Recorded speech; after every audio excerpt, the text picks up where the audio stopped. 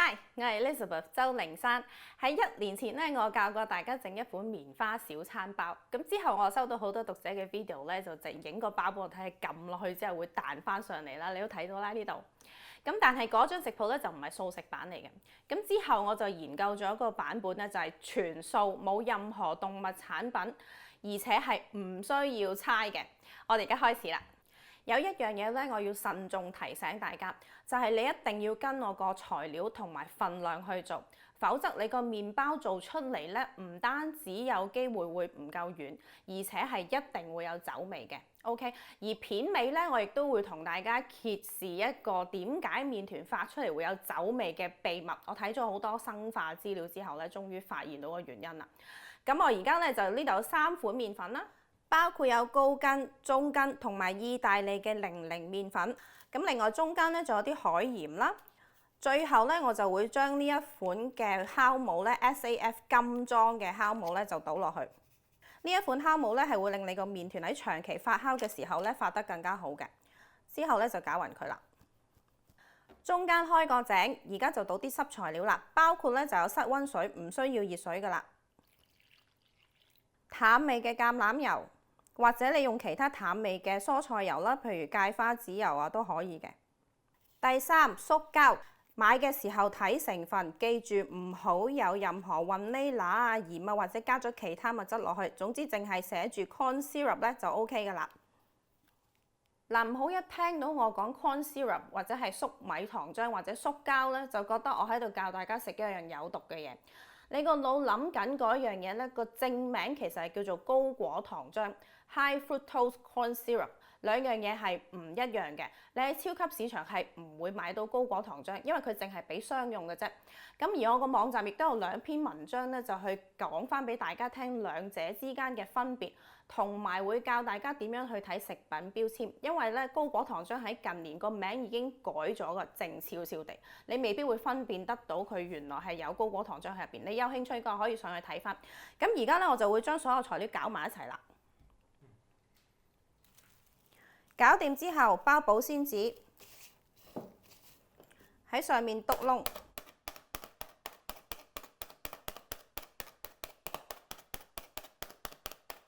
再擺喺室溫發3個鐘。過咗3個鐘之後咧，你睇到佢已經比頭先脹大咗好多啦。咁而家咧就將佢放翻入雪櫃，包翻張保鮮紙，保留翻啲窿喺度，低溫發酵9個鐘。過咗9個鐘之後咧，個樣就應該係咁噶啦。將佢分成12份啦，每一份係52至53克嘅。咁而家咧就攞一份過嚟，喺台面揼少少麵粉夠噶啦，俾少少力咧，將佢搓翻均勻佢，然後喺個底咧，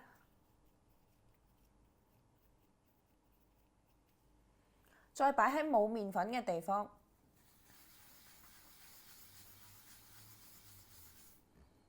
將佢搓成圓形，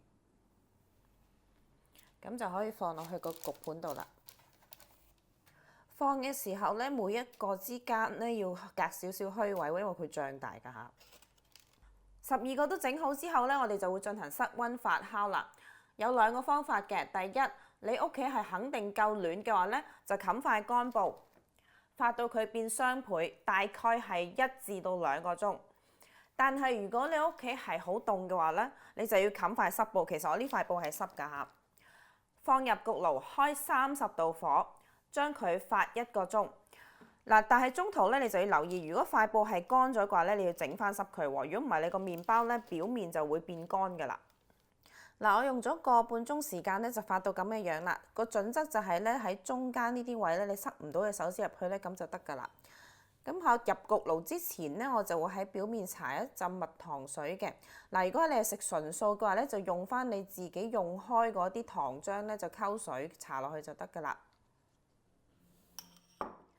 而家放入去預熱咗嘅180度嘅焗爐咧，焗佢18至20分鐘。攞出嚟之後咧，就喺表面再掃多一層蜜糖水啦，或者你自己嗰啲糖漿水啦。然後全部稱起攞出嚟，揾塊乾淨嘅毛巾咧冚住佢，放涼10分鐘。過咗10分鐘啦，等我拉一個出嚟試下先。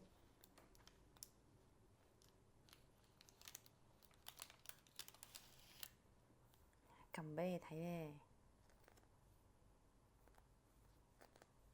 咧，暴力啲都得。睇下，試下先。軟腍腍，完全食唔出原來係冇落蛋冇落牛奶，味道好好，甜味亦都足夠，而且冇酒味。呢個麵包呢，我建議大家唔好擺喺室溫嗰度儲存，最好放入雪櫃，因為香港濕氣重，而呢個麵包嘅水分亦都重，你會好容易發毛㗎嚇。咁攞翻喺個雪櫃攞出嚟之後點算呢？因為佢硬㗎嘛，你就放入微波爐咧叮翻佢10至20秒，咁佢就會軟翻晒。你撳佢落去會彈翻上嚟，或者你可以放入焗爐咧，大概係130度度啦，烘翻佢軟身咧，咁就得㗎啦。嗱，喺呢個時間咧，如果你對整麵包係有興趣，亦都想知道多啲原理上嘅嘢咧，你不妨睇埋呢度。如果唔係嘅話咧，你就已經可以開始去整㗎啦。嗱，點解發麵包嘅時候會有時有啲酒味，或者你哋整嗰個酸麵包嘅種嘅時候，點解會咁濃烈嘅酒味呢？我就睇咗好多 biochemistry 嘅嘢，睇咗每一種材料背後嗰種好多數字，咩 H12啊、O 唔知乜嘢嗰啲配方之後呢，我就了解到2樣嘢。第一就係你發麵團嗰個空間，即係個碗入邊咧存在太多二氧化碳。點解會咁樣呢？嗱，因為酵母咧佢係吸啲氧氣，然之後發啲二氧化碳出嚟咧，就形成一個氣泡，不斷有好多氣泡，你個麵包做出嚟就會有窿咯。咁如果短時間發酵嘅，我哋密封佢咧，佢二氧化碳嗰個水平唔係咁高咧，其實就冇問題嘅。但係長期發酵或者你做嗰啲麵包種嘅時候咧，佢就會入邊太多二氧化碳咧，變咗佢就會好似釀酒個過程咁樣，從而佢就會產生一個酒味。所以頭先我就教大家做個麵包嘅時候咧，要喺上面揾啲牙籤篤啲窿咧。個原因就係俾佢去換空氣，等佢唔好存在保持嗰個二氧化碳嘅水平唔好過高。因為我哋長時間發酵嘅話咧，其實你係有足夠嘅時間去製造嗰啲泡泡出嚟嘅。咁第二個原因咧就係用錯糖啦。嗱，你哋成日咧，我見你哋做嗰啲種嘅時候咧，會見人落菠蘿啦，或者平時我哋做麵包會落白砂糖啦，或者係蜜糖啦。嗱，首先糖咧有主力係分4類嘅，第一咧就係蔗糖啦，即係我哋平時食一粒粒嗰啲糖啦。第二就係葡萄糖啦，即係我哋身體入邊有嗰啲啦。第3咧就係乳糖啦，即係喺牛奶入邊啦。第4樣嘢就係果糖，即係喺生果啊或者蔬菜入邊嗰啲果糖。咁除咗葡萄糖之外，另外嗰3種糖咧，都係屬於有機嘅化合物嚟嘅。最簡單嚟講就係咧，佢哋分解嘅過程咧係非常之簡單嘅啫。你即使就咁擺佢喺室溫喺度，佢自己都可以分解嘅。你都應該有試過遇過嘅情況，就係蜜糖擺得耐咧就會變酸啊嘛。佢就係因為咁樣，佢自己會進行分解㗎啦。咁所以你要揀一種糖咧，就係佢擺喺度都唔會自己分解。但係就加入其他材料之後咧，佢就會慢慢去分解，咁先至唔會有酒味嘅。咁而我教你用嗰隻 corn syrup 咧，其實佢係100% 都係葡萄糖嚟嘅。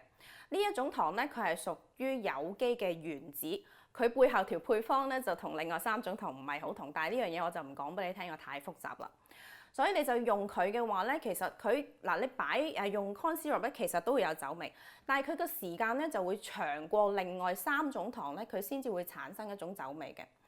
咁12個鐘裡面咧，其實佢就唔足以去做得到呢一種過程嘅。咁釀酒嗰啲咧，其實就係咁噶啦，加啲譬如我哋飲嗰啲紅酒啦，加啲提子啦，另外咧就密封佢好長時間啦，等佢入邊有大量二氧化碳，同埋用個果糖咧，從而佢就會有種酒味喺度啦。咁我希望大家明白咗之後咧，第時你哋自己做嗰啲酸麵包嘅種咧，記住咯喎，唔好密封佢，揾保鮮紙包住，或者揾條濕毛巾冚住佢，擺佢喺室溫或者擺佢喺雪櫃，久唔久就換下嗰條濕毛巾啦。另外第二樣嘢咧，就最好唔好加糖落去，你寧願俾多啲時間佢去發酵，都唔好去加其他嗰啲咩菠蘿啊或者白砂糖落去，否則你個麵包做出嚟咧一定會有陣酒味，甚至乎會苦㗎。咁我希望幫到大家啦，做咗記得影張相俾我睇咯喎，我哋下個星期再見啦，拜拜。